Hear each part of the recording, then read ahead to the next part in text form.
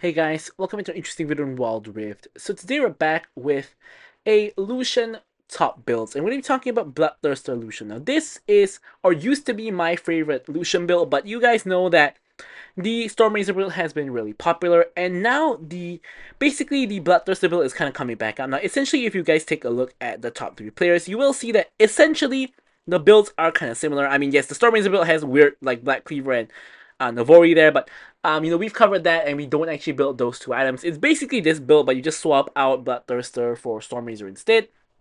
And both of which have pros and cons. I'll discuss a little bit more about the pros and cons in the gameplay itself, but for now, let's talk about the items, runes, and spells first.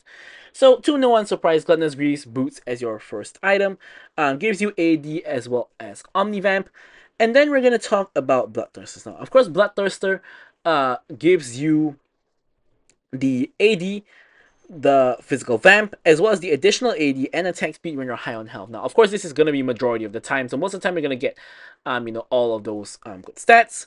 And then you're going to go into Charge Blade. Now, Charge Blade is basically just a burst item where basically, of course, whenever you cast abilities, you get charges, and you can proc those charges on hit to, of course, deal bonus burst of damage. And with Lucian, of course, your normal play pattern already involves casting spells and auto-attacking in between, so this is kind of just an obvious item for Lucian.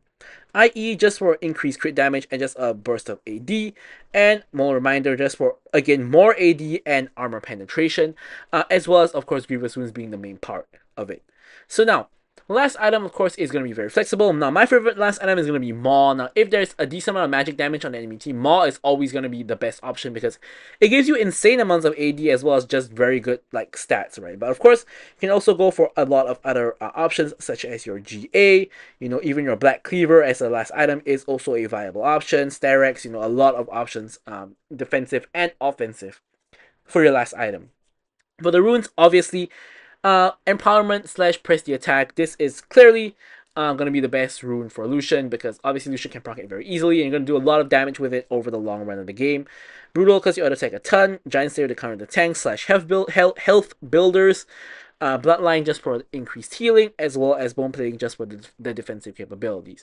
Now finally, last but not least, the spells obviously flash all the time, and the other spell can be either, it could be like Exhaust or Cleanse most of the time. Barrier and Ignite also viable, but normally it's going to be Exhaust or Cleanse depending on if there's a lot of CC or not. But with all that said, now let's move on to talking about the gameplay. Alright, so let's take a look at our gameplay.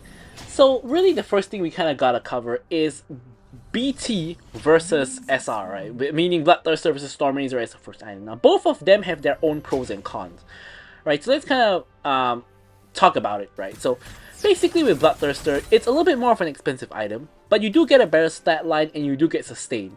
So personally, I do actually prefer Bloodthirster over STORMRAIZER. However, I can see why STORMRAIZER can be considered better, right? And the reason for that is basically STORMRAIZER is a cheaper item, so you're more likely to hit the STORMRAIZER spike before objectives, whereas with Bloodthirster, you may not always get that, and you kind of gotta get kills in order to get that spike before the first objective.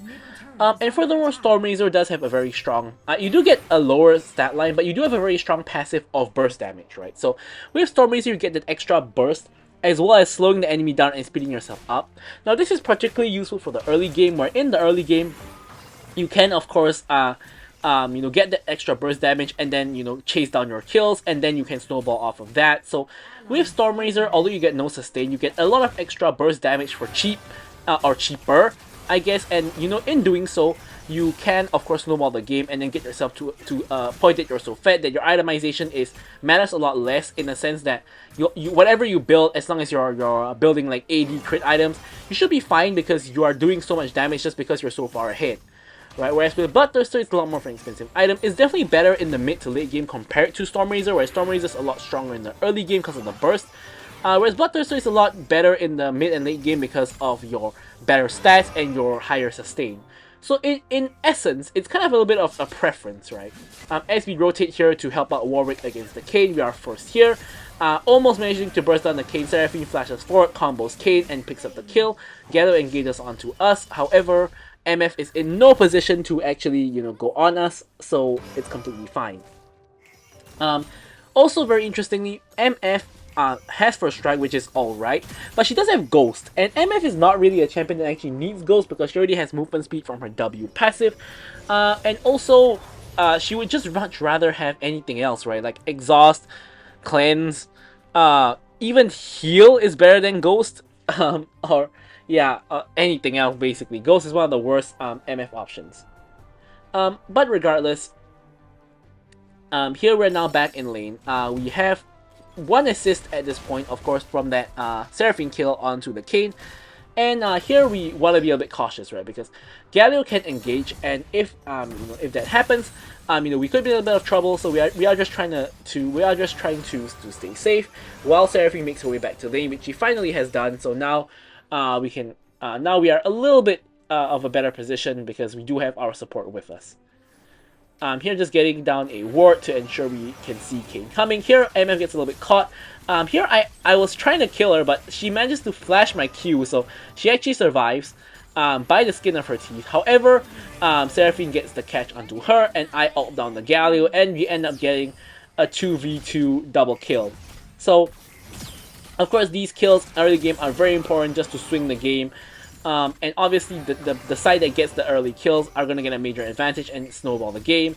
So huge advantage to myself and Seraphine. Of course, Seraphine also got that kill earlier on from the Kayn, so she's really fed. If you take a look at the current situation now, both of us are 1k up on our counterparts, so we're in a really good position.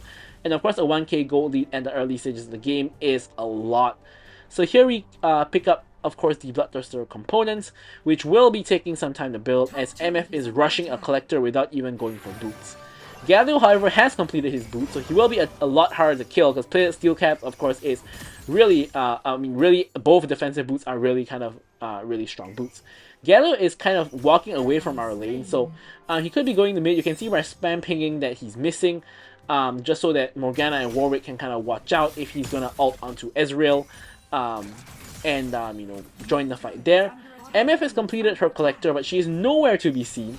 We don't know really where she's gone. Galio is coming in from behind together with the Kayn. He taunts me, but it's completely fine. MF only now just walking back from lane. I actually get almost a full ulti straight onto the head of Galio, who's just walking after me with no spells.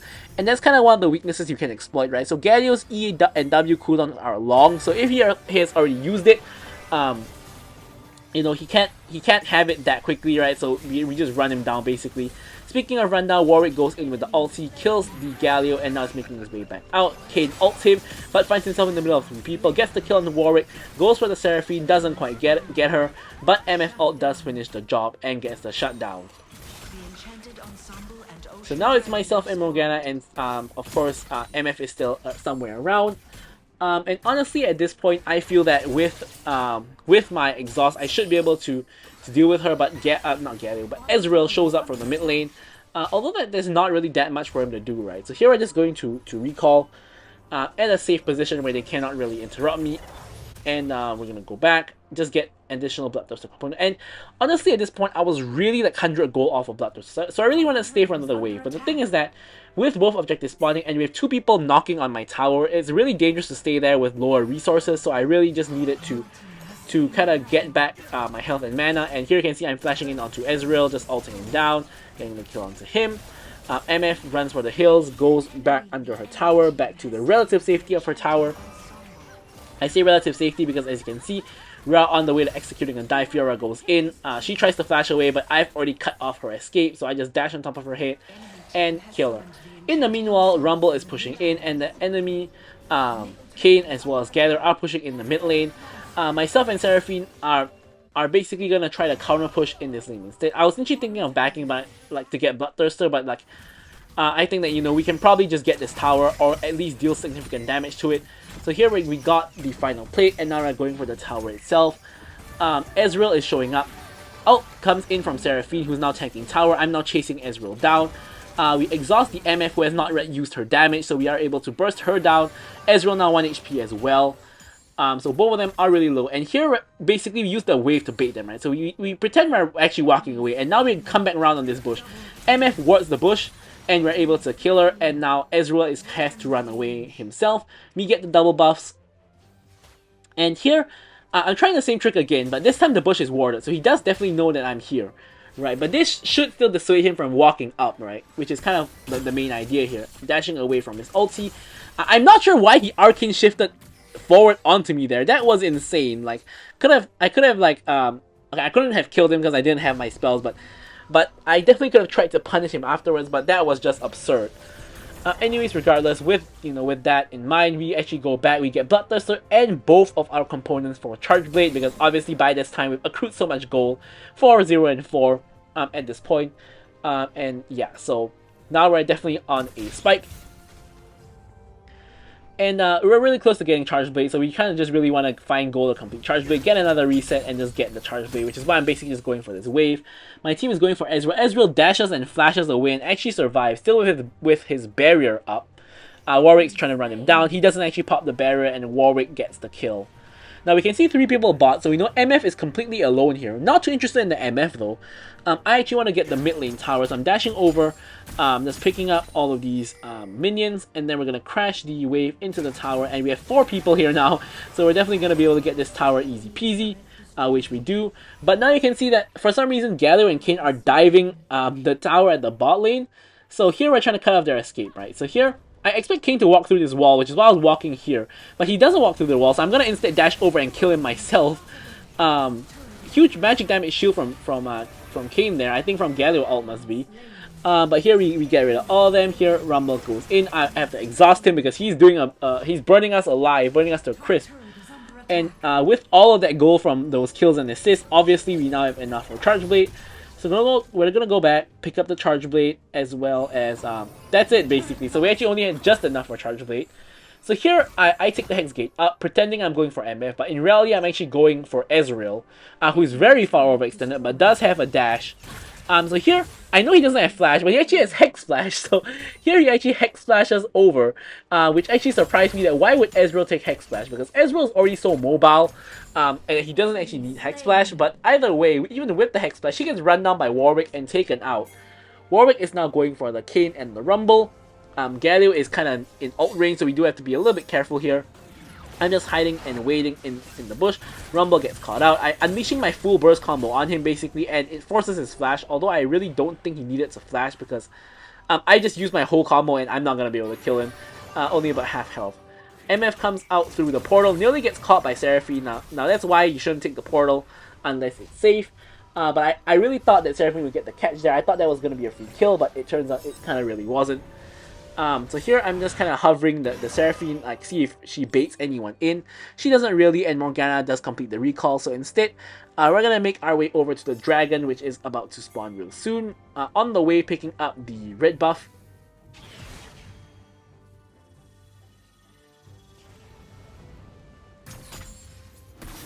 And making sure to push out the mid lane before we make our way there. Now Rumble gets a ward in onto the bush there, knows that we are there. Seraphine tries to catch him, doesn't actually get the catch. Fiora now is in a 1v1 duel against the Rumble as Morgana starts out the dragon. I thought we could just actually do the dragon, but huge Seraphine ult goes in. I'm just blasting the Galio because he's the closest target to me. And now I'm going to run down the Kayn, who pops the ult and then flashes away. MF ult comes through but doesn't actually really hit me, so I'm going for MF. The last auto is able to pick up the kill. Exhaust the Kayn, who does of course have decent burst, seeing as he is blue Kayn. And now we're just going for the tower. Rumble is really low, so I was actually really thinking of just dashing on him and killing him, but he's a little bit out of my range, so I can't really do that. So instead we're just going to get the tower and pick up the wave. Now Kayn and Warwick are in a 1v1 there. Obviously Warwick is running away. We're trying to catch out the Kayn, but we actually see the Hex Gate activating and someone is actually coming through. So here we actually have to be a little bit cautious, and we're actually walking away because Galio is coming here. We blast the Kayn from over the wall and grab the kill that way.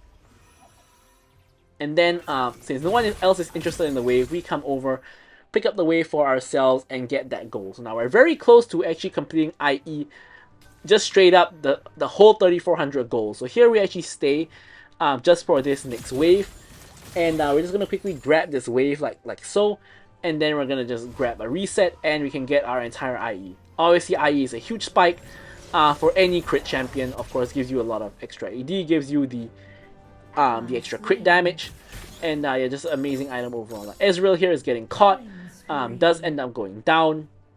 As bright as Baron spawns, where my team is.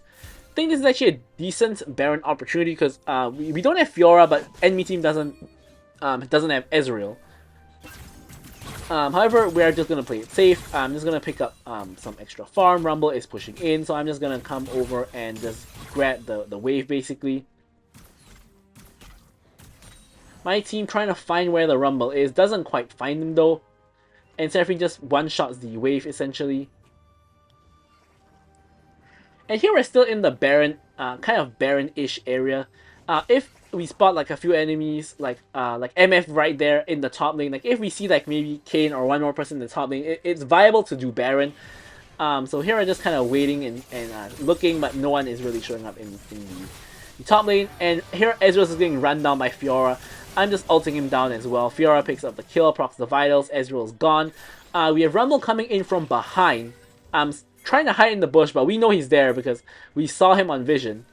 And here MF is once again still on the wrong side of the map. We're just going to go for the Baron. Seraphine and Fiora are going for the Rumble, which I guess is kind of a distraction from the enemy team coming to Baron. But the rest of us are just trying to pick up the Baron here. Now me and Morgana are leaving to join them in the fight because Warwick can secure it.